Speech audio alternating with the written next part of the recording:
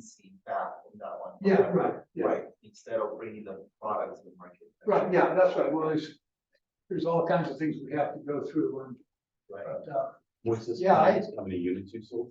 I haven't, Not we're yet. pre-revenue. We just got the patent, so. Okay.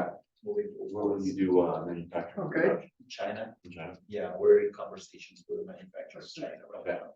there I am. Second prototype. Now, is this gonna, Oh, is the camera gonna follow me? If I Yes. go- It should follow. As I walk around, I don't So you wanna. see how there's a second square too? It's following you Oh, okay. on the okay. second big one, Oh, okay. on the good. second big one. I don't even know if I'm making sense. I'm sorry. The end of the day. Well, you want, ready to start then? Yes, I'm gonna put on the chat, if they'd like to send their emails over so we can send over the recording if they'd like it. Yeah, if they like the recording or if they want a copy of the slides, Mhm. we can get those to them. I mean, you can go ahead and since you have it, well, we'll download it to your computer. Yeah, And then we can, if you want to send it to people, if they want to have them for reference or whatever, that's fine. I'm not copywritten. Even if I was, it wouldn't make much difference anyway, I suppose. Tell me when we're ready. we can start. Okay. Is that gonna go away? Yeah, Oh, and as well as for you guys, you like the recording, right? Okay. Why don't we start? Hi, everybody. Hi, everybody out in virtual land. On the Zoom, the Zoom version of this, presentations workshop. Welcome to the workshop. My name is Don Rowe. I'm with SCORE Denver. Also with, Small Business Development Center up in the center up in the mountains and out of Eagle. We're going to talk today about a really interesting tool. Now, when you guys have looked at business tools, everybody is familiar with things like business plans and cash flow statements and profit and loss statements and balance sheets and all kinds of things like that. Those are all terrific tools. As a matter of fact, there's templates for practically every one of those tools that are available, and I'll show you where you can get templates for them if you want to use them. The one thing about those, most of those, is that they take some time and effort to actually make them occur, to actually do one, to do a cash flow, to do a sales forecast, to do a balance sheet or something. And so therefore, it can take you a little while to get something up and going to where you actually have a tool you can use. Probably 12 years ago, maybe 15 years ago, I found a new tool that I wish I had had 40 years ago when I was a young business guy. And this I found to be a very, very powerful tool. The neat thing about this tool, and I think as we go through the presentation today, I want to kind of emphasize that you can go home tonight, have dinner, go to bed, get up in the morning, have breakfast. If you start working on your business model canvas at 9 tomorrow, you could actually have something that you can use by noon. That's a pretty big deal when you compare with the other types of technologies and other types of tools we have. All these other tools are great tools, and they ought to be in your collection of tools. But this is something I would like to suggest to you. You might want to try and see how it works for you, because it's really a fabulous tool. I keep using the word tool. Whoops. Now my flickered. Yeah. I'll go with this. Okay. Well, just hold on for a minute here, folks. Did I turn it off? I don't know, see, Can you make it work? yeah, I'll make it. Okay, thank you. We have an expert here who's going to help us. Next slide, please.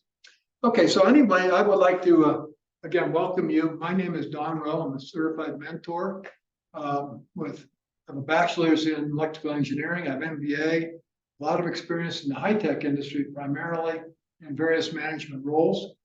This presentation. This workshop is being done in cooperation with the Alliance Business Assistance Center of Thornton, who are our hosts here. Next.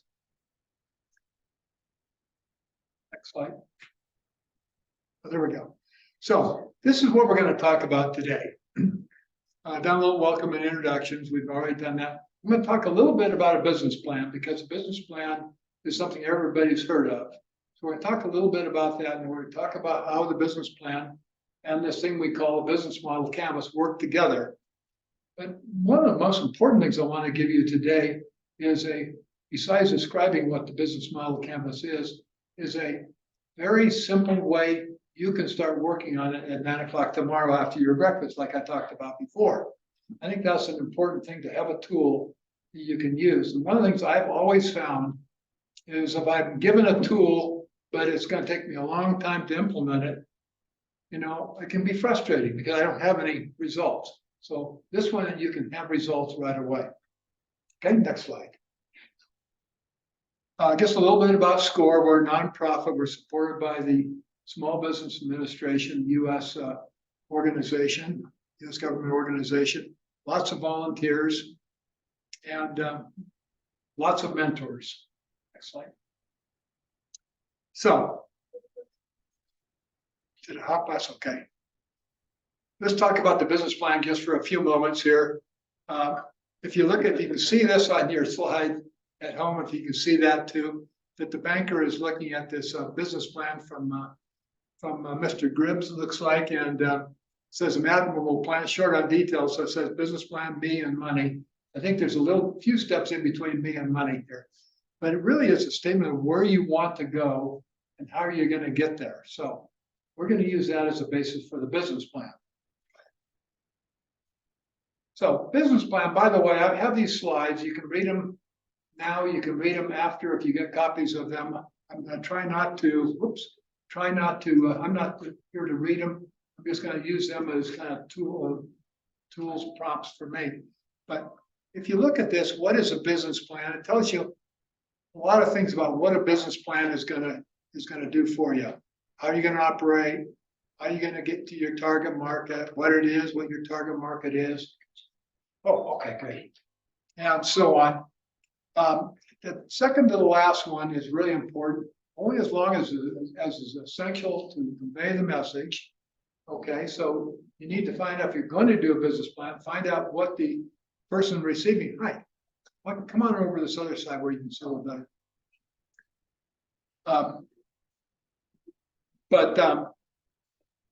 You want to find out how much does the banker or whoever you're giving the business plan to really need to have in order to convey the message. Finally, it's a living instrument, or it should be a living instrument. Now, it's a practical matter. A lot of business plans are not living instruments. Okay, somebody does one, and then it disappears into disappears up on the shelf. So let's look at this. Why do you do one? Well, there's a number of reasons. Your priorities, working with your team of people, or if you're a one-person company, you got to work with yourself, and you want to focus yourself. Tracking progress. A lot of people say, I was told I need a business plan. Why? Well, I had to have one. I got to have a business plan, so why not? And turns out that's what a lot of my clients tell me. When I said, why do you want to do a business plan? I said, well, I was told I had to have one, How can you be a good business person without a business plan? And so we're going to talk who writes a business plan. Now, this is really an important thing. If you don't get anything out of this, remember that if you do a business plan, okay, you want to be the person writing it, okay, not somebody else. Don't go out and hire a professional company to write your business plan. You can have somebody review it. You should be able to write it, because if you're going to go take that business plan to anybody else, like a lender, they're going to ask you a lot of questions, and they're going to expect you to know what every single word and sentence in that whole business plan means and why it was put there. If you can't answer that because you've had somebody else do it, you're not going to be that successful. So I get clients all the time saying, I'm working on my business plan. I say, well, where are you? Well, first one, don't know if I need one or why. And that's a really good question. Work your way through here. halfway down, it says partly done and very frustrated. I hear that all the time from my clients. I'm working on my business plan and I'm kind of at a dead end. I just can't figure it out. What do I do next? And this sort of thing. Or at the very bottom, finally done, can't find it in my pile of stuff. Okay, that's a real honest thing that happens all the time. So I have good news for you. Stop. Like I say, don't go anywhere till you hear the rest of this. You know, if you do a business plan, you go out and get a template. Template is, 15 or 20 pages long, lots of boxes to fill out, lots of questions to answer and that sort of thing. So if you're working on one, or if you're planning on working on one, before you do that, why don't you take a look at this thing I call a business model canvas. A lot of people call it a business model canvas. It's a planning and visualization tool. And I'm going to go into what it is now. But the first thing this is our agenda for the rest of the morning, or that afternoon rather. Is it for me? Who can use it? What are the parts of it? We'll talk about that. How do I actually use it? So how do I get from listening to Don talk to actually getting something that I can actually use? Okay, and I'll give you examples as we go along. So is it for me? That's a good question. Okay, we've got, what should I? Trey. Trey here says he doesn't really quite have an idea yet. Okay, and Moises over there said that he has a great idea, and but needs to go further and exploit his idea and see if he can turn it into a business. So we have everything, idea stage all the way down through, fell into business. Some people actually end up having an opportunity to buy a business, or they might have a family business that all of a sudden they inherit. So that's something. A successful business needs to grow, needs to change, needs to do something else. That last one down here is something you can all do if you're not full-time in your business, but if you're actually working folks, and this is you're just getting started, it's something you might be able to contribute to your present employer, because this business model canvas can be used anywhere, in a department, in a division. It can be used. So it can be used by, for example, the HR department, it can be used by the accounting department, it can be used by production. This is not just something for the business owner or something for the planning department or whatever. Okay? So here's what it is. I call it a tool because it is a tool. Visualization is really an important thing. We're going to be able to see things actually because of the canvas. Brainstorming. Yeah. Any of you brainstorm? You probably like to brainstorm. A lot of people like to brainstorm. I love to brainstorm. As a matter of fact, I brainstorm with clients all the time. They come up with part of their ideas and I help them with other ideas. We just sit there and free-form talk. It's getting everybody involved. It doesn't have to just be the business owner or the manager or somebody else. You can get everybody involved. And as a matter of fact, I usually recommend to people, get friends and family, get business acquaintances, just get anybody, have them, as you'll see, as we go through this, how you get everybody involved. It's an evaluation tool. One of the most important evaluations you make is, what have I forgotten? Okay, and that goes with the AHA tool. What have I forgotten? Or, oh my goodness, I just got an insight that I didn't expect to get. Okay, it's simple. It's on one page. Now, sometimes what I do for emphasis, I have a business plan up here, and I'll not have it clipped together, and I'll drop it, and all 34 pages go flying all over the floor. Okay, I won't do that today for you. But this is on one page. As a matter of fact, you put it on a big page. It's the best way of doing it. It's a start towards a good business plan. Okay, that's really important, because if you go through the business model canvas, most of the elements of an effective, well-written business plan are already there. You have to fill in some details, but they're already there, so you don't forget things. Help you see and run your business. I think that's an important thing, because what happens is a lot of planning tools that people have are something they just don't have time to go look at. It sits on the shelf, or once a week or once a month they go evaluate the numbers or whatever it might be. This is something you see. What have I forgotten today? Where am I going to go next? And so on. Whoops, there it is. Here's business model, well, no, it's not business model canvas. That's more of a guy standing in front of a piece of very uninteresting artwork. Okay, so it's more like paint by numbers than it is a blank cut canvas. And here's what the numbers look like. As a matter of fact, we have one here. Pull apart.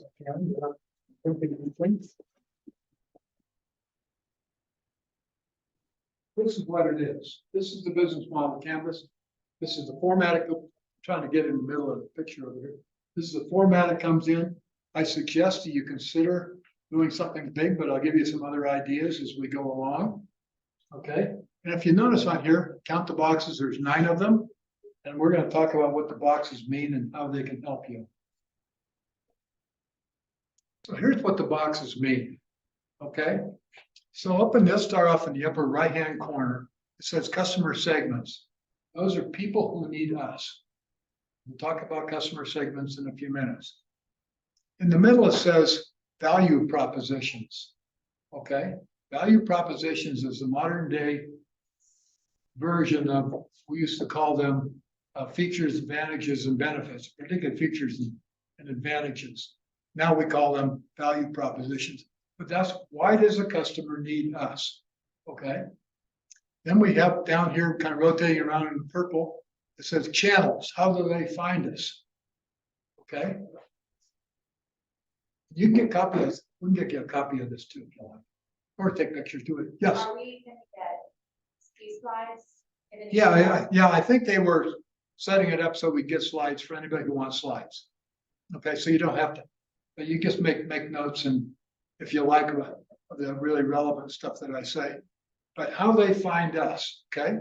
Then up above, how we keep them. It's important that we have a customer. Maybe we'll want to have repeat customers. I think most businesses do. How do we keep them? Moving over to the left, we have key partners, people who we need. Okay. The key partner, who's going to help us? It says key activities. What do we do? Now my word down there, MTWTF, means Monday, Tuesday, Wednesday, Thursday, Friday. So what are we doing during the week relative to our business? And of course, we could throw Saturday and Sunday in there for people who want to work 7 days a week at their business, which a lot of business owners do, particularly people starting small businesses, or they may only work Saturday and Sunday because the rest of the week they're working in their daytime job. Key resources, that's what we have. What do we own? I'll get into these all in a few minutes. Okay, cost. What does it cost to do what we do Monday, Tuesday, Wednesday, Thursday, Friday? Okay, some of it is the cost of the product. Some of it is the cost of our activities. And in green there in the bottom right hand, it says, how do we make money? Revenue streams. I call them revenue streams because I want you to think about multiple revenue streams is what you might very likely have with your business. Okay, we'll talk about that. But that's how we make money, and that's kind of the really, ultimately, that's one of the goals we may have for our business. So the 9 boxes, what are they? Here's what it is again, just to remind you, and if you can't see, they're up here too. Customer segments, people who need us. This is, as a matter of fact, we're going to talk about how you get started in just a moment. But customer segments is one place you go to get started. People who need us. Now, nobody would buy anything from us if they didn't have a problem that our product couldn't. Our problem, if they did not have a problem that would need our product, okay, or our service. Okay. So it may be perceived they know they have a problem. Okay. So you got the plumber, you know, as a customer whose drains are stopped up, they know they have a problem. Okay. But the unperceived problems that people don't realize, think about when you watch TV. What do you see? You see a car ad. Okay. You don't know that you need a new Lexus or you need a new BMW, do you? Until you see the car ad. Now this starts to create some tension in your mind. Okay. So a lot of problems can be unperceived until they get brought forth by you, maybe, turn them into a perceived problem. And problems aren't necessarily something that's horrible. It could be a good problem sometimes. But for example, ego satisfaction by having a Beamer or a Lexus instead of a Honda Accord might be something that's a problem with a particular individual. Now, every business has to have at least one customer segment. Okay, if you don't have at least one customer segment, then you don't have a business because there's nobody to sell anything to. Does that make sense? Not if you believe me. Thank you. Okay, so we're going to talk about customer segments just for a moment here. I say their users are not necessarily equal of customers. And why would that be? Well, a user is somebody who uses the product or the services we have. So for example, if you're in an accounting department, you use the computer in the accounting department. But the customer is the person who actually specifies and buys the computer. Okay, it tells purchasing to go buy a certain kind of computer with a certain configuration. It's delivered to you as the user. Now you may have good input into what kind of computer you want to have and what kind of software, but the fact of the matter is that somebody in that organization or somebody in a household is going to be the person that decides, I want to buy this, and it says that we'll trade their cash for what we have to offer. That's an important thing. Because you don't have a sale until somebody says, I want to buy this, and you give them an invoice, or you say, okay, come up to the cash register here, and they give you money, okay? So it's users and customers are not exactly the same, but they're both somebody who needs us. Okay, the accounting department, the accountant needs the computer. The person specifying, like or buying the computer also needs it, so as people can do work or people can do work. So let's take an example, wedding planner. Okay, anybody ever get married and get a wedding planner? Have a wedding planner. Okay, well, oftentimes, look at what happens. The user is the bride. She's the one getting married, okay? But the customer, be quiet. The customer very often is the mother of the bride. She's the one with dad, maybe reluctantly, is the one that's actually coming up with a budget and saying, we need to have the wedding in such and such a church. I want to have these kind, I want to have this. And the bride is one that gets to select bridesmaids and help in the selection of the dress. So I would say that the user is really the bride, but the customer is the mother of the bride.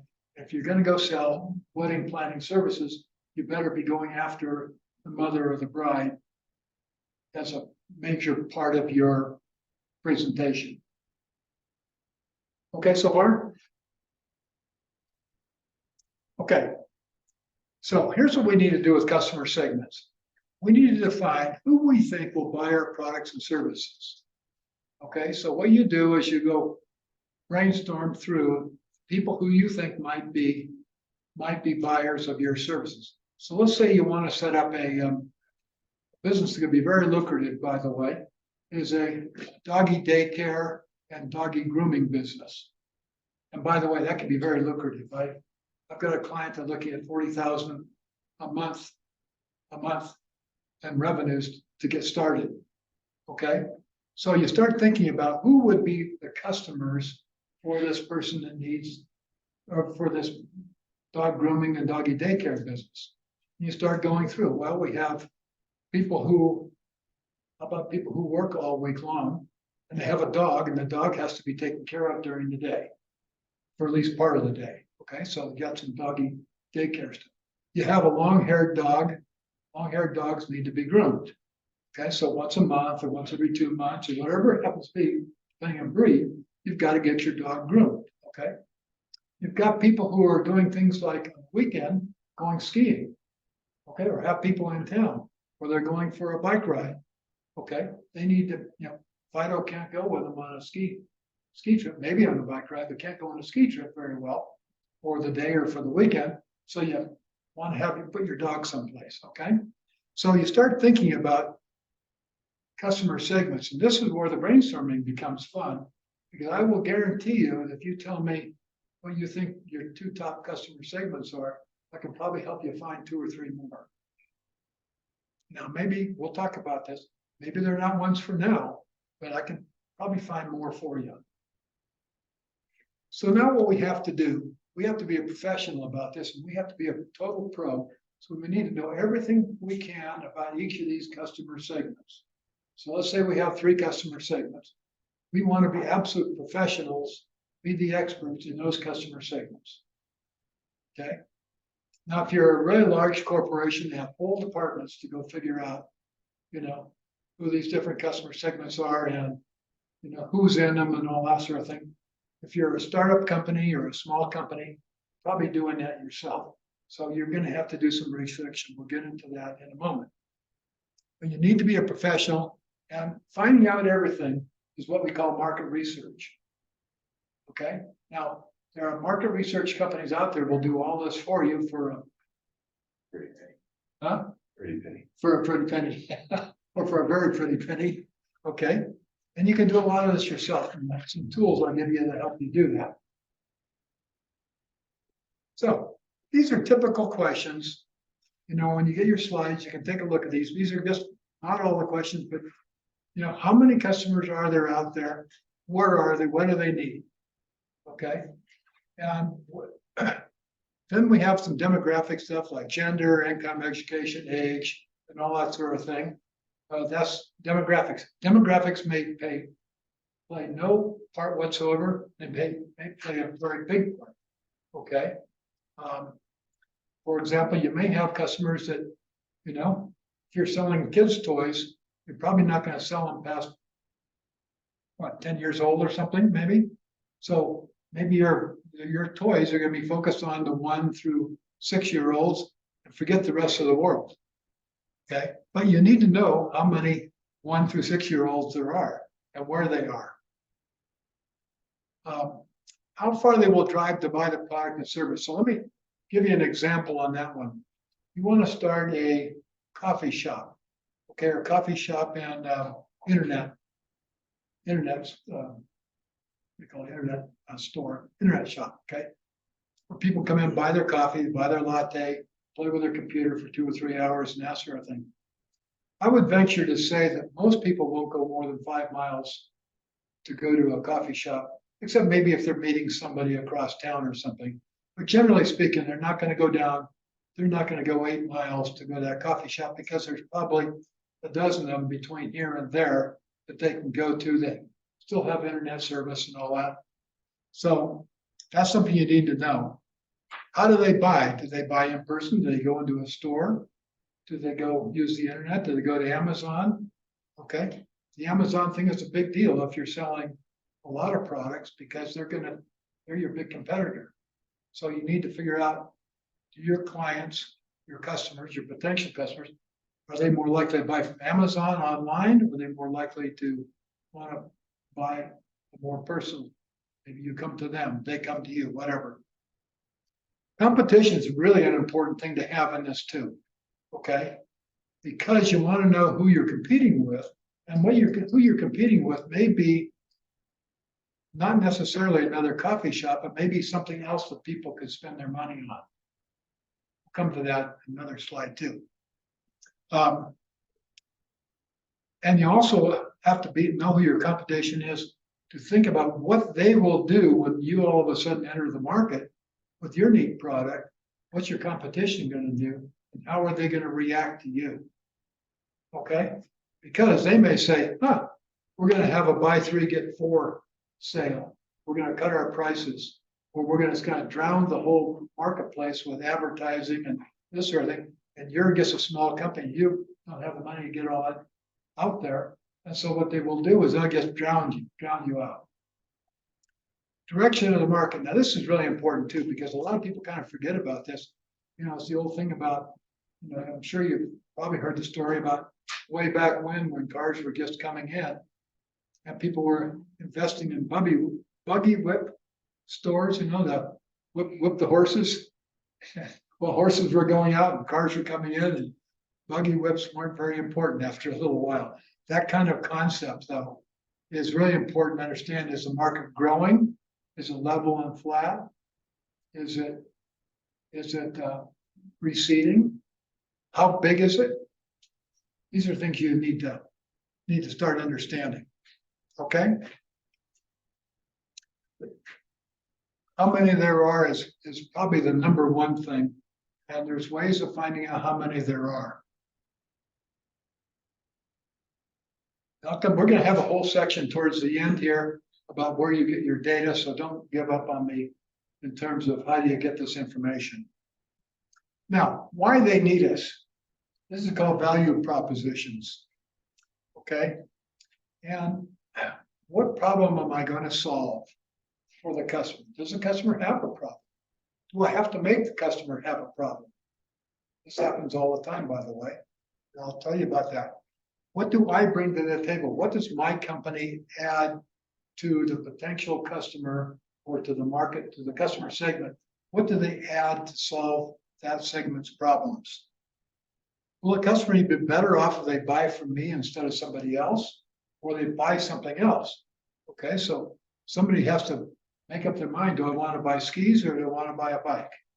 Okay, if you're a ski sales guy, or how about you manufacture skis or snowboards or something, you want them to buy skis or snowboards, not a bike.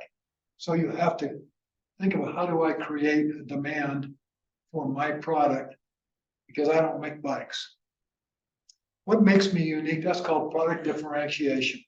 That's a buzzword that's been in the marketing and business community forever. Markets, product differentiation, service differentiation. How am I different than somebody else?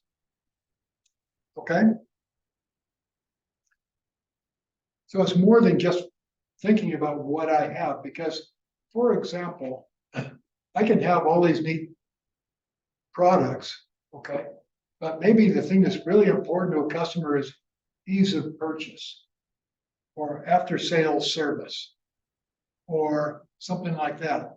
So in your value proposition, we're not going to think only about product characteristics, physical things, or an insurance policy or whatever it might be. We're going to think about how else does this product or service help my customer. So products and services are things. I call it the fabulous fab.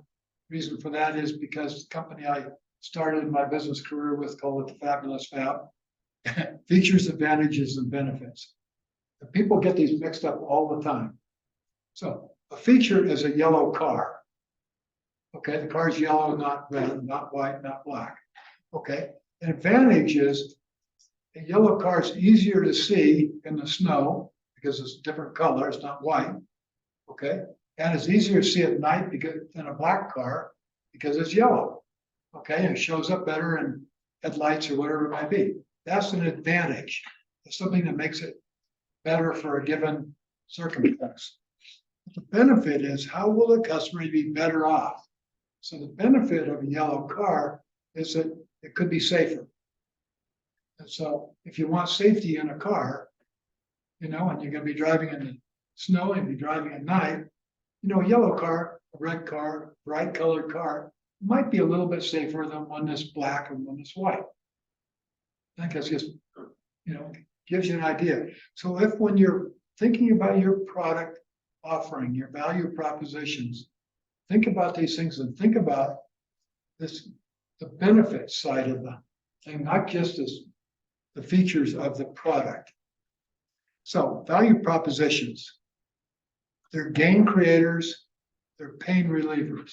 Okay, so if you watch TV, you see the car ads, they're trying to tell you you need to go buy a Beamer or a Lexus.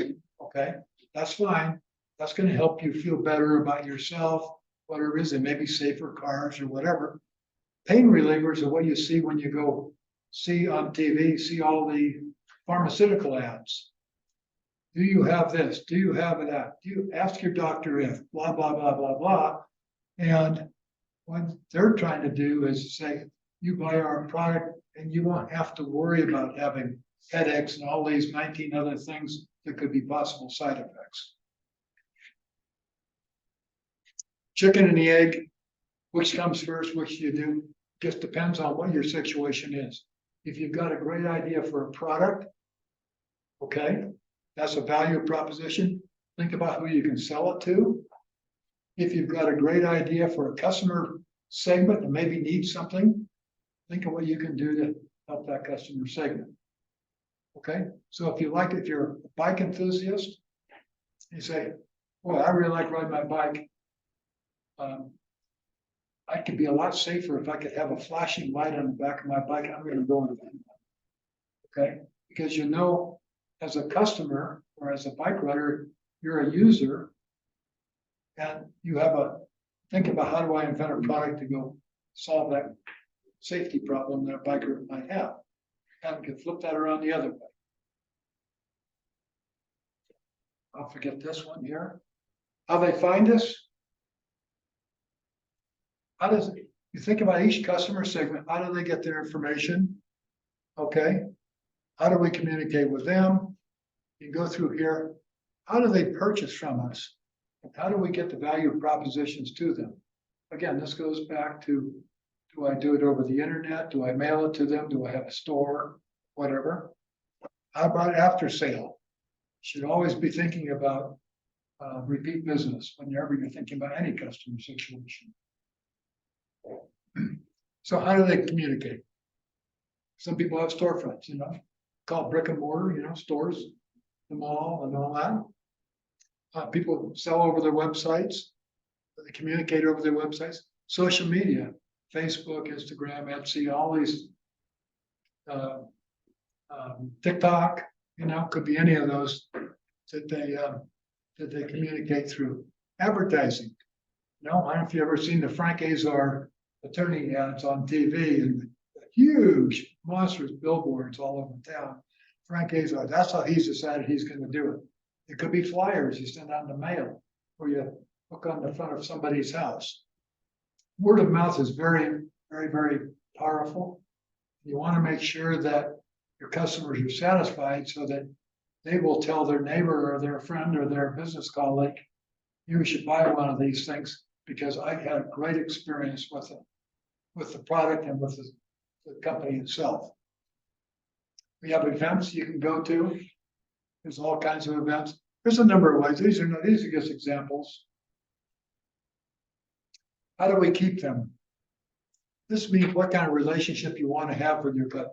Generally speaking, I would say you do not want to have a one and done relationship with a customer if you can. Now, certain industries you may, but most people like to have repeat business. So think about these ways. Do I have a personal assistant? Do I have somebody when they call in? Like Joe says, oh, hi, Mr. Rowe. I called the Hyundai dealer where I get my car fixed. Hi, Mr. Rowe. How are you today? Is it time for your car? Oh, yes, let's look at it. Okay. It could be a self-service type or automated service that you deal with. There are things called communities. Okay, these are groups of like-minded people. Reviews, apps, blogs. Okay, there's a word called cohorts. Do you know what cohorts mean? Do you ever hear that word? Cohorts means a group of like-minded people. Okay, so get people who have the same problem, the same need. Those are people that we want to be able to keep on our side. Okay, so if I go sell something, it's nice, as part of the channels is to talk word of mouth, talk amongst ourselves. Okay, what do we do all week long? Well, these are the big things we do. We set up the business, we find suppliers, we invent stuff, so on and so forth. We look for funding, we're hiring people, we're firing people, we're training people, et cetera, et cetera. These are the big things, and you put this on your canvas, the big things, but very important, the second to the last, don't forget your day-to-day stuff. Everybody has day-to-day things that have to get done. The bills have to get paid. This report has to be done. Something has to be filed with the tax people, et cetera, et cetera. Those are all the little things that have to be done, but they're very vital to your success of your business. They have to be done day in and day out. But the big things, setting up the business, for example, you only set up your business by getting for example, setting up a LLC, a limited partnership, Okay, a non-limited partnership, but a limited liability company, I'm sorry, LLC, limited liability. You only usually do that once. Okay? You set up your company. And so that's an easy thing. That's a big thing, but it has to be done. You only have to go get a hold of the IRS and get an EIN number. That gets done once. You have the EIN for the rest of your business life. There are things you have to do maybe once a year to renew licenses and things. Those are the to-dos. And people we need, so we need people too. Who are our key partners, so on. Here's a really important, what do they do so we don't have to do them? What activities they do, okay? Do our partners allow us to do more than we do with our existing organization? I worked for a while at one of my retirement jobs. I worked for an electronics company in Golden. We were a company of, this is even a part-time job.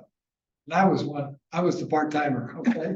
And there was, I think, 4 of it. Well, there's 5 of us at one point in time. There's 3 of us one time, and there's 4 of us another time. Okay, but to the outside world, which were major corporations, these are big, big corporations, multi-tens of billion-dollar corporations were our customers. They thought we were a big company. Why? Because we had all these partners. We had people who designed our parts. We had people who designed our circuits. We had people who designed and built our plastic parts that we use. We have people, we have vendors, we have all kinds of people out there. And to the outside world, we have people servicing our products too, installing and servicing. So to the outside world, we look like a pretty good sized company. They probably thought we were 15, 20, 30 people. There's really only the 3 or 4 of us. We fooled them, but it was very successful. So here are kinds of examples. You have suppliers, okay?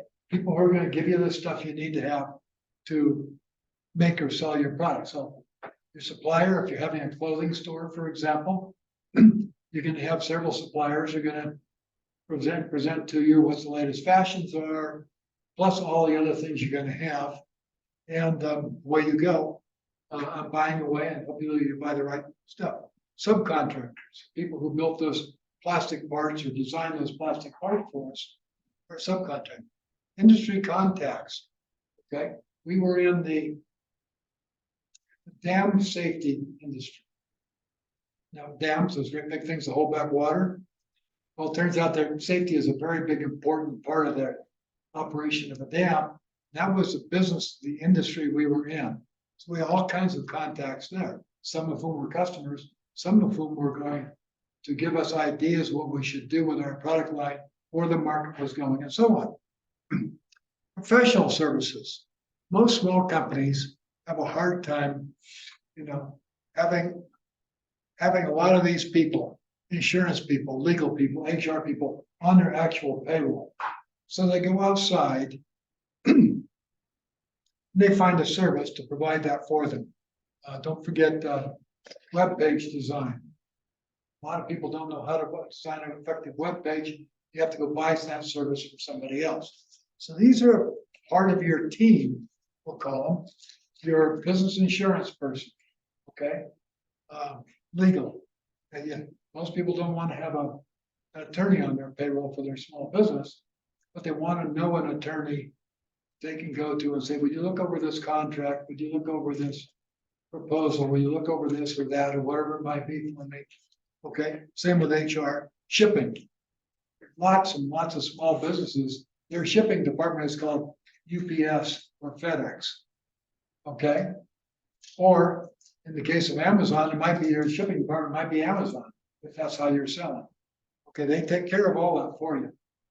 And by the way, down there at the bottom, SCORE should be on your group of people. So I hope that if you don't have one already, you're going to sign up for a SCORE mentor. Okay, key resources. What do we own? Do I have a home office? What kind of facility do I have? Am I buying or renting? Do I own or rent? Do I use the internet? Is that my home, the facility? Shipping, delivery, intellectual property. So if you have software, or a lot of things. You have a patent, like Moises does. You have a patent, that's part of what I own. That's a key resource, and oh, by the way, you want to protect that very diligently too.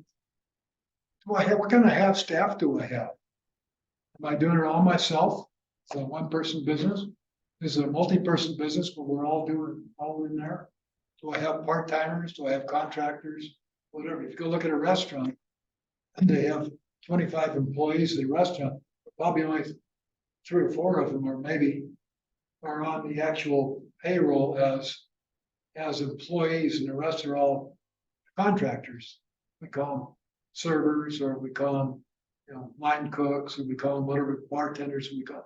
But they're people, they're often called 1099 people, because every year you've got to give them a statement, what their wages were, how much you paid them. Your financial resources, money. What do I have there? I have my own money.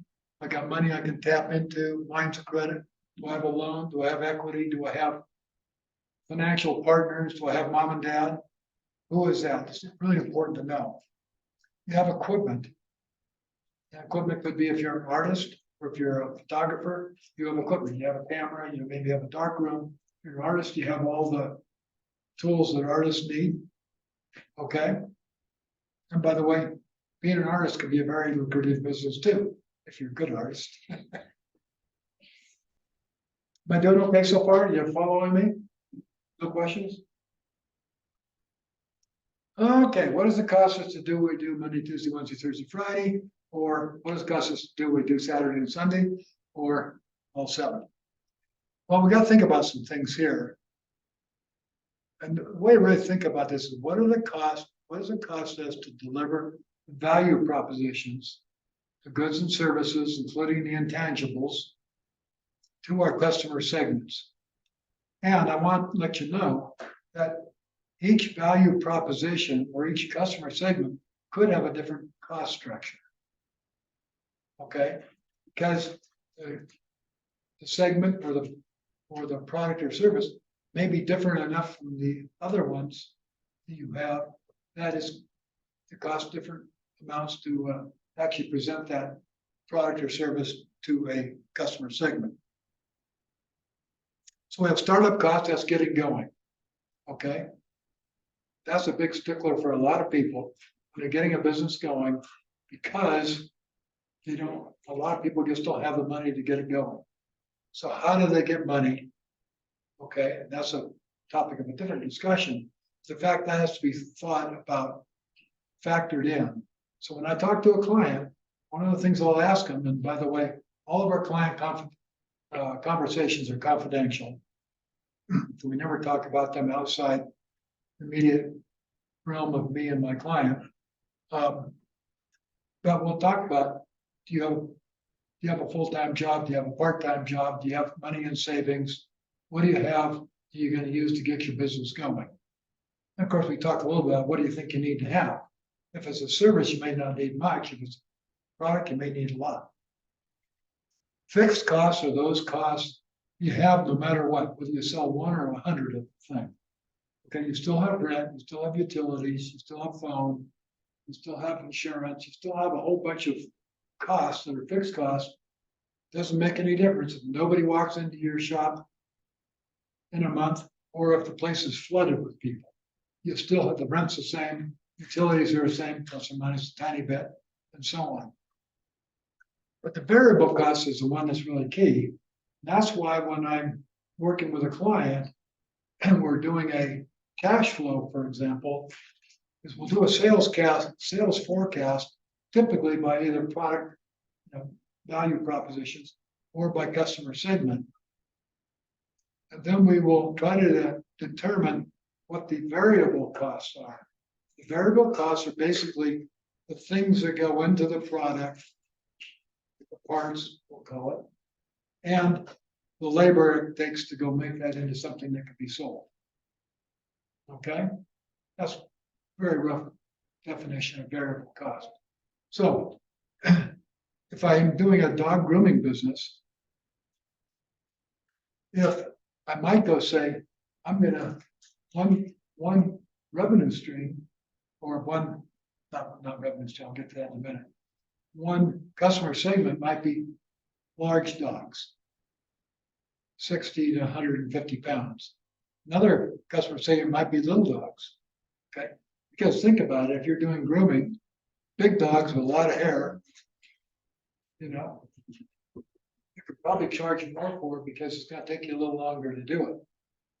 Little dogs, you know, they squeak and do that sort of thing, and you can maybe get them done in a shorter period of time. So when you go think about what sort of revenues you're gonna get, big dogs I'm gonna charge $100 for, little dogs I'm only gonna charge 60 for.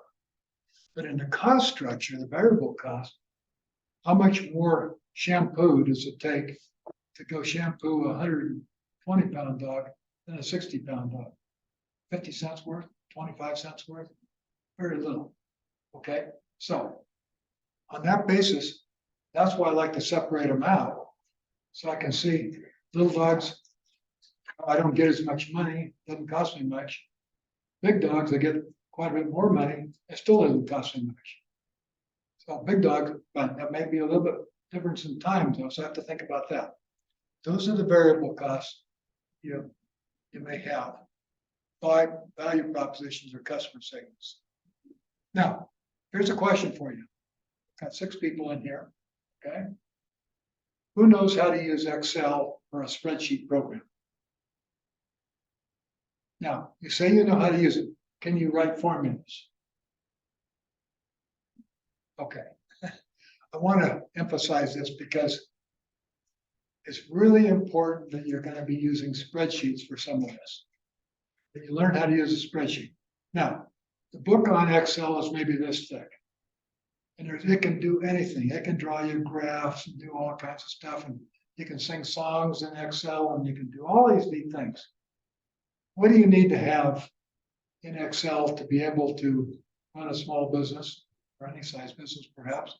You need to do add, subtract, multiply, divide, and maybe do interest. I mean, not percentages rather. Okay, they're very simple to learn. It's very simple to learn how to set up an Excel spreadsheet. A score, we have the score financial templates gallery. You can find templates on cash flow, balance sheets, income statements, all these kinds of things. There's, what is there, 28 different, or something like that, different templates you can go download for free. Okay, they already have the equations in there. However, it doesn't hurt for you to know how to use them, how to set up an Excel spreadsheet, because you may want to take that template and modify it. So I have taken some templates from the spreadsheet gallery or from the template gallery. I've modified them for my clients. Okay, and I've done it and I've double checked all the formulas and all that sort of thing. It all works. And very often what I will do is I will say, to give them an example, I will do month 1 and do 2 or 3 customer segments or 2 or 3 value propositions. And just so they get the idea of, oh yeah, I can do this. But let the spreadsheet do your calculation January through December this way, instead of you. A lot of people, I've had many clients come to me and say, oh yeah, I know Excel. And then I go look at their spreadsheet and there's no equation in there, no formula in there. I said, well, how do you get this number? Because it turns out it doesn't add up across the bottom or down the column. They said, well, I use my calculator.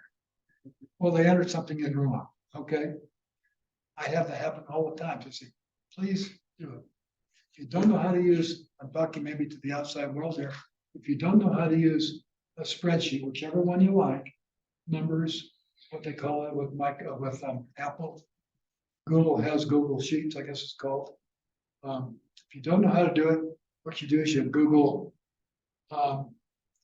Excel videos, okay? And you'll get more videos that you can shake a stick at. They'll tell you how to do everything. How we make money. This is the bottom line of the whole thing. Well, we need to have this sales forecast by month, by value proposition or segment, show seasonality, okay? Turns out that Most businesses don't have the same level of business month to month. Both don't have a steady growth in a linear fashion. But what happens is you have seasonality. Okay, I live up in the mountains. And I guarantee you that April is a crummy month for a lot of businesses up there. We call it mud month. Okay, April, most of May. So is October and November. Or parts of them, depending on your business. So use spreadsheets for those. Okay, so now we've talked about what the 9 boxes are. I hope I've been giving you some feeling for what this is. Now the question is, okay, Don, you've talked all about this, blah, blah, blah. You told me I could start at 9 tomorrow morning, and by noon I'd have my first pass, my canvas. So we're going to do that. Look at this. People say, oh, I have clients all the time. Oh, gosh, I just can't quite get myself to start. Okay, so that's what we're going to do today. Don't worry about it. If you don't have answers to all the things in the second point there, that's okay, because it's a difference for right now. I call it the non-row starter method. I have not copyrighted that expression. That's what I'm going to suggest with students. Okay, so I'm going to show you, and in your slides, there's going to be one that tells you how to download business model canvas to your portable drive, so you can go down to the coffee shop, and make a big one like this. Isn't this cool?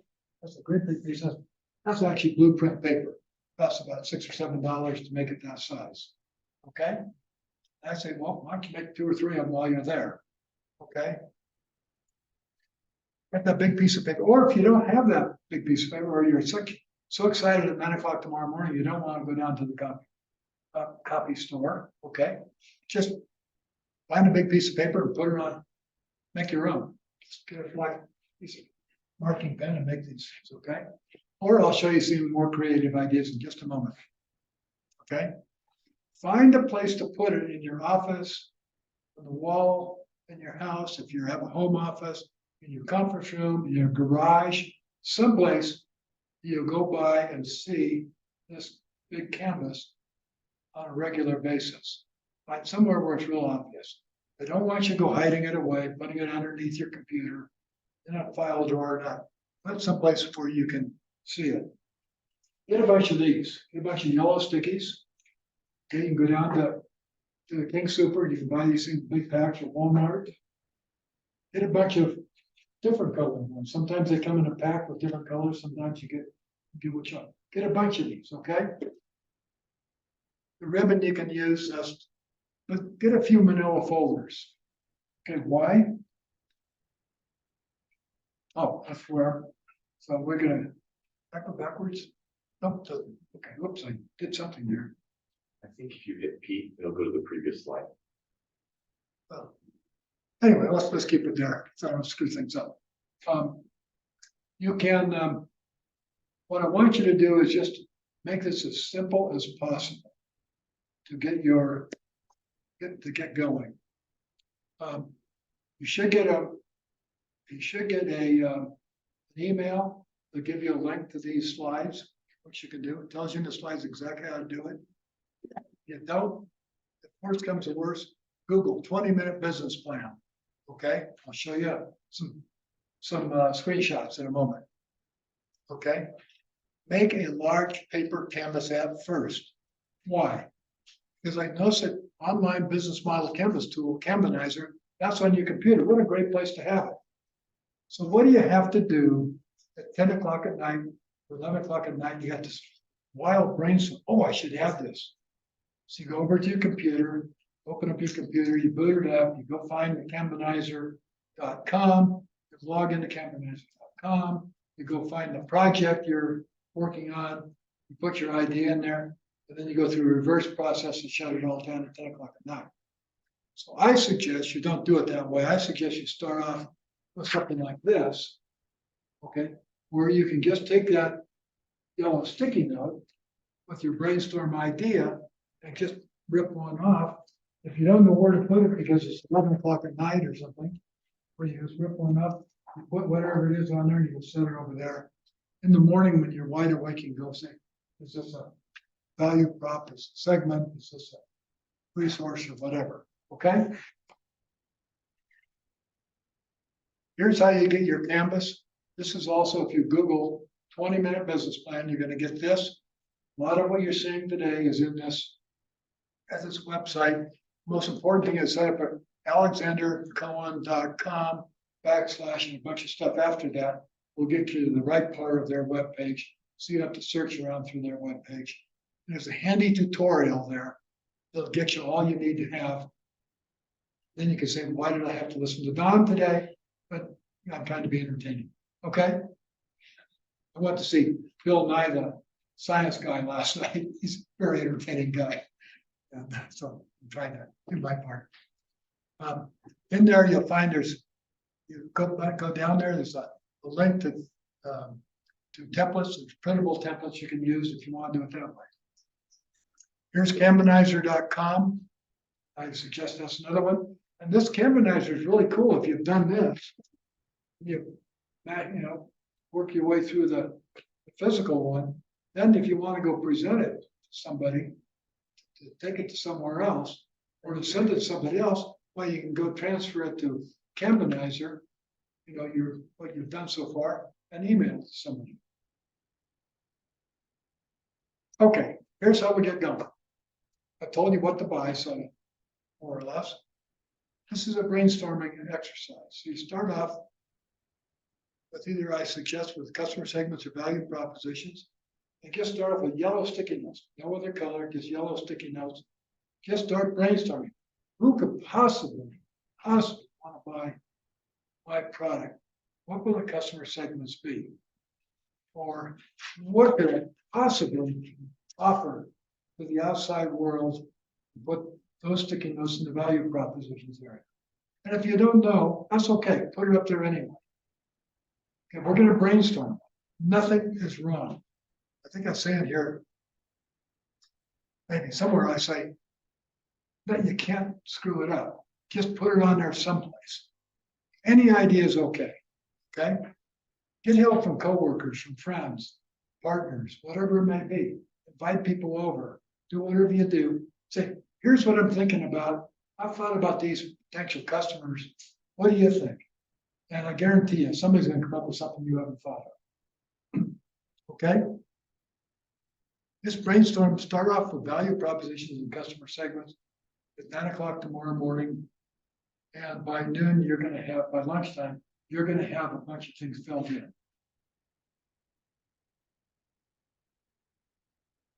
Okay, now what we're going to do here is ask other people. Look at it. What have I got? Is this really a value proposition, or is this a customer segment, or what is it? Is it a activity? What is it? Just edit, but don't throw away the stickies. So if you have a sticky on here, then after not a customer segment, that's not a customer segment I would use anyway. Well, listen, take it out and put it over here. Don't throw it away. How many times have you gone to your desk looking for that note you left? You can't find it. You can't remember the name of somebody you're supposed to contact. And then 3 weeks later, you find it slipped underneath your laptop. And that's where you found it. It's 2 weeks too late. Okay? So you put it up there on the wall where you're going to see it. Okay? Anything goes. This is brainstorming, not rocket science. This is an idea of what it looks like on Canvanizer. Now we start getting a few sticky notes up there. Here's what it looks like in reality. These are people, clients of mine that actually, they did it on a flip chart. Okay? They didn't wait to go to the store and get print one out. She used the corkboard. Okay? She had no time to get to the coffee. This is at 12 hours after we talked in the morning. She sent me this photo. Okay? 12 hours later, she's got all that done. Okay? She put different headings across the top, and they're not, maybe they're customer segments. I can't remember. I can't read from here. Doesn't make any difference. She has it up there. Everything's there. Look at all that she has on there under each of those headings in the boxes. This is another person. She has lots and lots of yellow sticky. was totally covered with yellow stickies. I think I don't know what kind of board she did that on, but she had all these yellow stickies on there. She sent it to me. I said, well, go back and prioritize. I'll tell you how to prioritize in just a second. This guy, he had 9 value propositions and 12 customer segments for a startup company. It's a little bit too much for getting started. So I told him I'm going to trim this down a bit. But we're going to take a bunch of those yellow stickies on the segments, we'll move them off the chart, but over here, where we still have them, because they're going to be useful later on. Okay, how do we prioritize? The most common way is to prioritize by time. Okay, what am I going to do in the first 6 months? What am I going to do in the second 6 months? What can I wait a year to get started on? Okay, and like I say, take some of those yellow stickies and turn them into red or blue stickies or green stickies. So you say anything for the first 6 months are going to be green. Okay, anything after that's going to be whatever I said on there. And so you match with a priority. So now you can start saying, what can I do now? What do I have to do in 6 months, etc. Now, here's a very important thing. The reason I say that is that people try to do too much to get started and they kill themselves for trying to do too much in such a short period of time. And they either run out of money or they run out of people. I mean, by people might be themselves, okay? Because they're just trying to be everything for everybody. You can go look this up, minimum viable product or lean startup. It's a technique that says, make just what it is or offer just what it is to the marketplace to get you started and get your first customer and see your first dollar or your first check or your first credit card transaction, okay? Because now I've got something. And I haven't spent a huge amount of money. So if I start thinking about what I can do way out in the future, I try to pull that forward and do it now, before I've even had a chance to find out if my product's any good, I've spent a whole bunch of money maybe, or a whole bunch of time. So don't do that. Lean startup means lean. Start off with something that gets you going. One product, you have 9 ideas, terrific. Move them out a bit. Start off with the one that you think is going to get you money right now. And get your name out into the marketplace. Okay? Does that make sense? If I give you, don't go away with anything else. That's an important thing to go away with. If you want to know more, you can go back, Google those 2 terms here. Okay, so now we want to find out, how do the customers relate to value propositions? You can do a color, you can use color ribbon, because you can move it around. You can use a pen.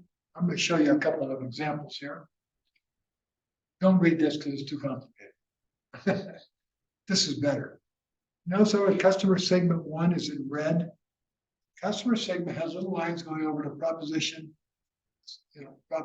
value proposition 1 and 2. Okay, so whatever value proposition 1 and 2 is, whatever the product is, whatever the service is what you think will satisfy the needs of customer segment 1, because you're already an expert on customer segment 1. You know how many people are out there and what do they need. And you notice there, was it blue?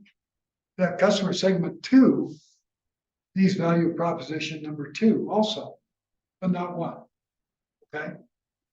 Customer segment 3 looks like it only needs value proposition number 3, which nobody else needs.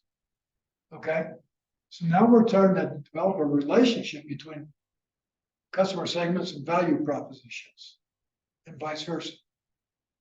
Okay, follow me so far? You okay? Now let's go a step further. Let's go connect the rest of the boxes. This goes all the way down to the revenue streams already. Okay, it says that customer segment 1 uses value proposition 1 and 2, and I call it revenue stream number 1. So now what I'm trying to do is divide my business, my revenues, up into a couple of streams that are a little bit different from each other, so I can track them, follow them, know where to put my investments or whatever. Okay, how profitable they might be. And of course, these lines will all go over to cost structure number 1, 2, and 3, channels 1, 2, and 3.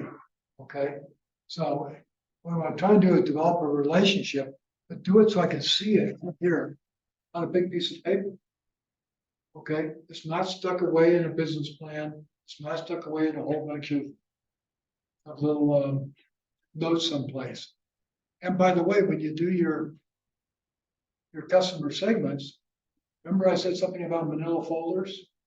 We'll get a manila folder for each one of them. And that's where you start accumulating the data that you're going to put in there, but how many customers or how many prospects there are, where are they, you know, all the demographics, all that stuff. So I can define what that customer segment is, and I'm really an expert on that one, as distinct from what's customer segment number 2, which is going to have a different folder. So I don't get them all mixed up. Now, of course, it's always going to be overlap. Don't worry about it. So I can have this done. I'm just worried about value propositions and customer segments. I can have that part of it done between 9 and 12. Now, as a practical matter, it may take a little longer, take you a little while to go through and tweak and edit and add and all that kind of thing. But you've got something you can use by lunchtime. Okay? It's not something it's going to take you until 2 weeks after next to get something you can take a look at. This is something, and guess where it is? It's on your wall, maybe. Hopefully you have room. Hopefully you'll make room. It's on your wall where you can look at it. Guarantee you, if you have it all in a nice, beautiful business plan or folders or something like that, you're not going to use it. Or it's going to be hard to use this time.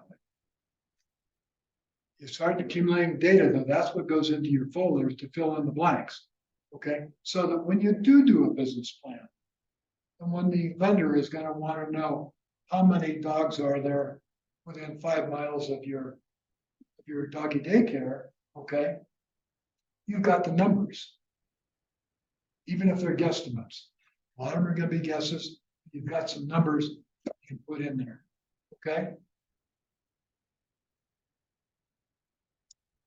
Now, you can see by doing this, using sticky notes, we're not writing things on a big piece of paper, we're using sticky notes.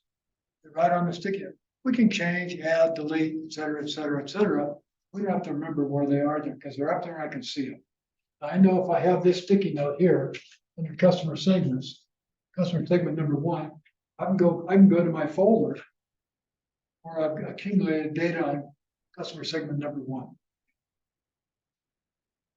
Okay, what's missing?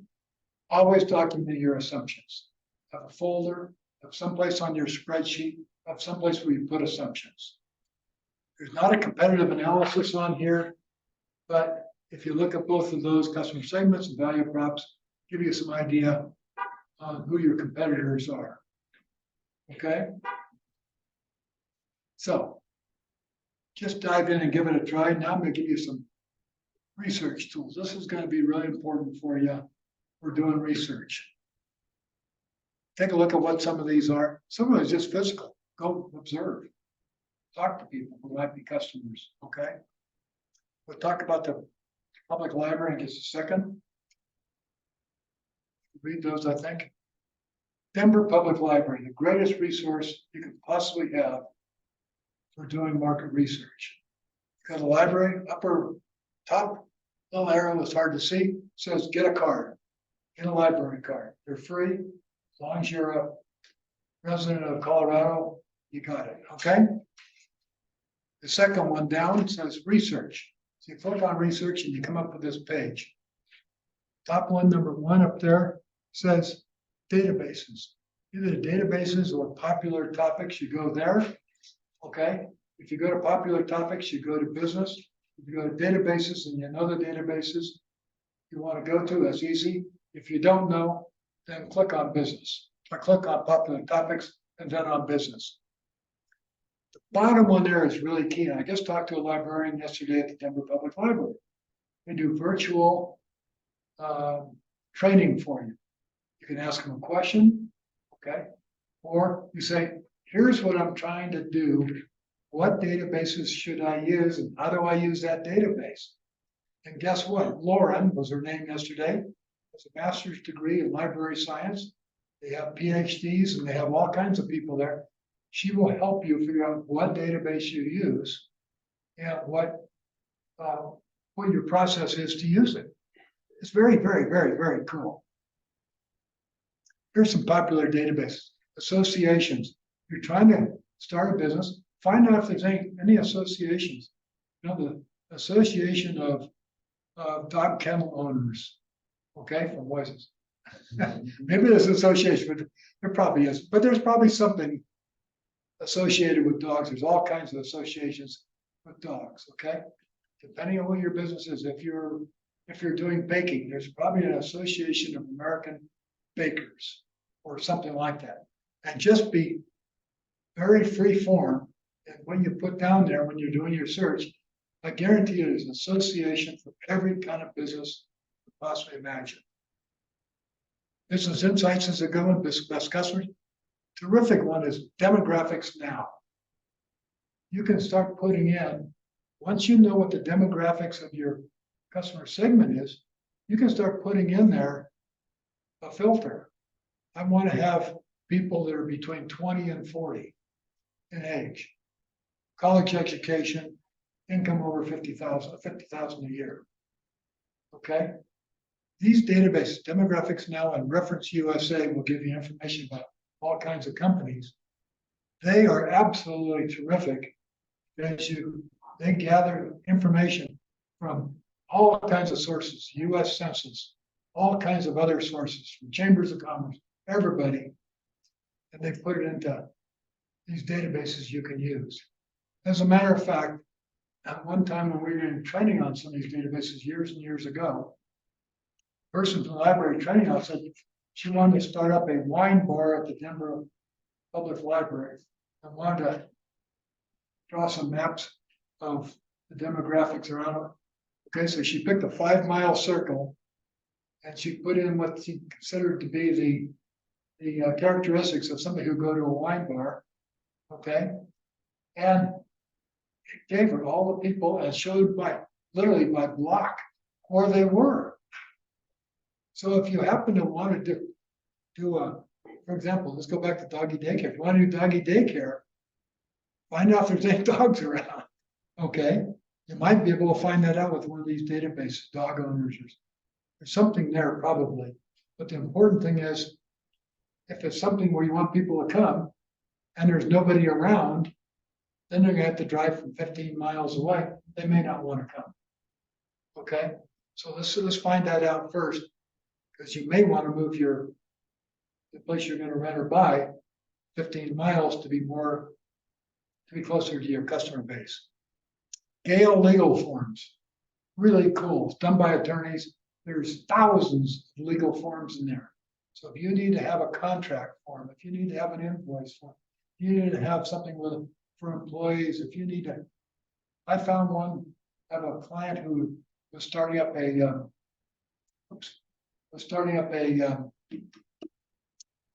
pottery training school, how to do pottery. And she was worried about people sticking their hands in the kiln and burning themselves.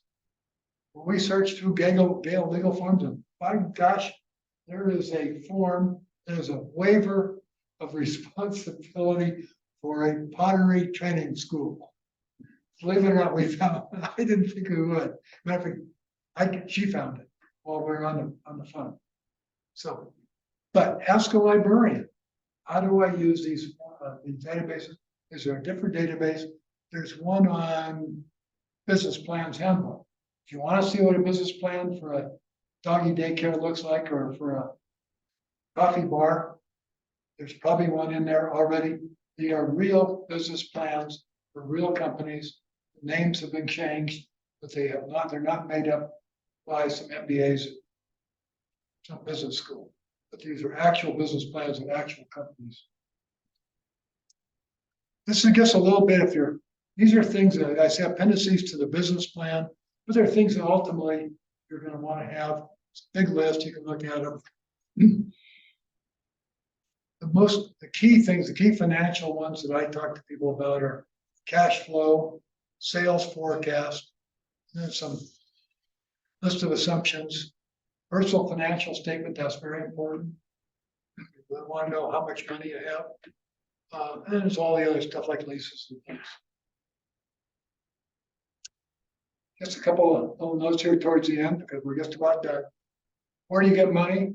Well, look in your own pocket. It's a good place to start. Do I have money? Do I get money from mom and dad, kind of thing. Careful about credit cards. So many companies start off with using credit cards and all of a sudden they're $20,000 in debt and no income to pay off credit card. We have loans, SBA insured loans. Your SCORE mentor can help you with talking about loans, what you need to have loans. You want to get a loan, you're probably going to need a business plan. Let's start with a business model canvas to know what's going to have to go into your business plan. I don't have one thing up here. People always ask about when they get grants. Grants are really, really tough to get. They do exist for certain areas. And they're kind of hit and miss. So you have to find out who gives grants. That's something your mentor can help you with. Find out who gives grants. You can look them up. There's things called Grants USA, I think it's called. You can go look them up. They run till they get run out of money. Maybe next year they have another parcel of money, but they are grants available to us. Venture capital, you're probably not going to use. Angel investors, you might. Okay.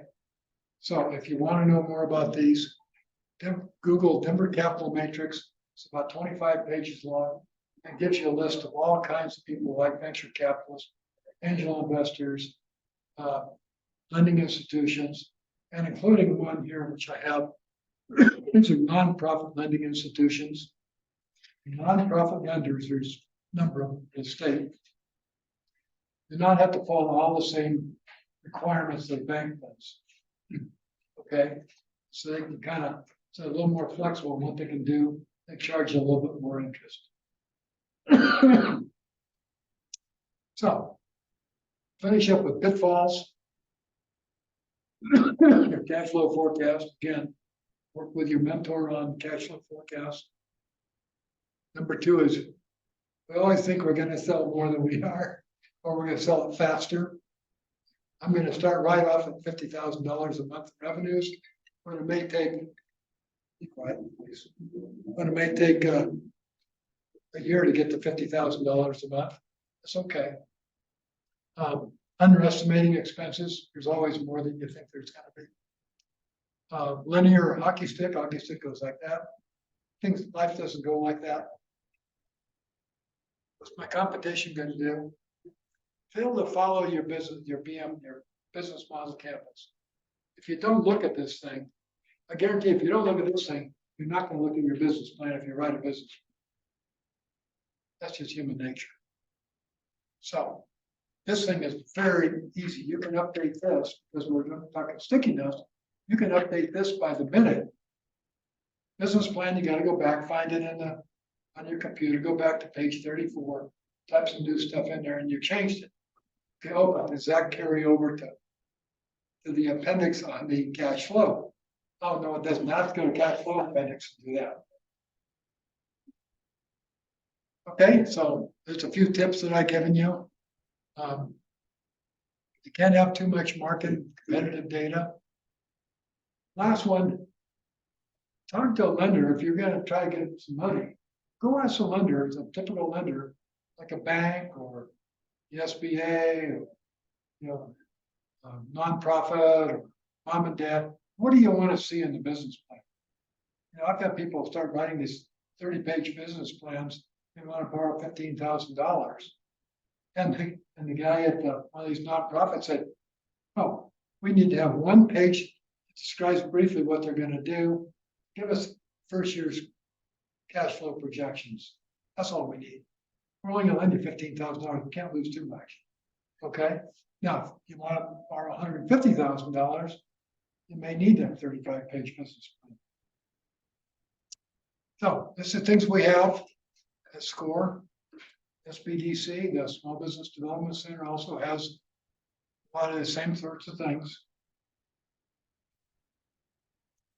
And that's it. I wanna. We have an extra minute here. I gotta say something for a minute. But thank you, guys. I really appreciate you attending here. For those of you out in Zoom land, I appreciate very much you coming to our workshop. Hope it's been helpful. We can give you copies of these slides, or if you can't, you should be able to get them through the center here. And if you have any questions, get a hold of the center and they can get a hold of you, and away we go. Thank you for your time. Yeah, this is the important thing here. Abe Lincoln said that. Okay? Workshop on the first floor. So if you want to go have a successful business, start off by doing the planning and stuff like that in advance. But do it the easy way. This is. Okay? Let's turn off. Do you have any questions? I didn't have, if anybody has any questions. Okay, well, there's gonna be a quiz when you go out. There's a 7-page quiz you can do with sticky notes. Here he is. Yeah, you're quite welcome. Thanks for coming. I didn't get what you're doing. Hey, Don. Yeah, Dino, nice to meet you. Yeah. What's your business? So I've got a couple. Yeah, get out, Rob. So, Let's go quick. so I own this, I own a company, What? a limo company, Oh, and then I okay. have a business consulting practice. Oh, okay, good. Yeah, you can use this in your business consulting then. Yeah, for sure. Thank you. I'm Jolynn. Nice to meet you. Jolene? Yes. Hi. Sorry, my hands are. no, So what kind of business do you have? I'm just curious. I do some children-centered activities, Oh, yeah. like art, yogas, things like that, Perfect. so. just You kind can of apply this. Reworking some business ideas, so. Yeah. well, you I've done a very in-depth business workshop with you guys before. I Oh, can't remember okay. if it was you or someone else, but it was Well, pretty overwhelming, and this is a lot like easier to kind Is that what Tom? of, yes, it was with Tom. He's got the greatest It's spreadsheet in the so, world. it's so amazing, but but it's like so much. I was like, I can't start this. Yeah, Anyways, thank you. I'll be in touch to ask questions. yeah, okay, good. Yeah. Thank you, Tom. So you're gonna, Yeah, so there's one, so I have one business. Thank you. About a year and a half. And, somebody was- Yeah. What is your name? Yeah, but I Anna? sent out like a And did you video to register? your website, and like, oh, we got it. I'll check and add you. Back on, you know. Everybody that I sort of gave the service to for free, they haven't signed up for it yet. oh, yeah. And so now I'm trying to figure out, like, okay, what is the hurdle between, oh, man, this is a great idea, that's, you know, and people actually activating, you know, Spending money. and spending money on it, right? Exactly. Or, you know, and so I'll check on the it's, registered list. Can I have you? it's a hurdle that I'm trying to like figure out, but, You have a score mentor? yeah. I suggest just go online. School.org, Yeah, fill out the form for getting a mentor. That's the greatest, it's free service. yeah, You can see them as many times as you want. Thank all you. free. Take care. yeah. And you wanna, you're the one you think about. Yeah. Hey, thanks for coming. Good luck. So yeah, maybe I'll do that, cause I definitely Oh, need a place where I can, you know, talk through some of yeah. some of the hurdles that, you know, I found myself, you know, up against right off the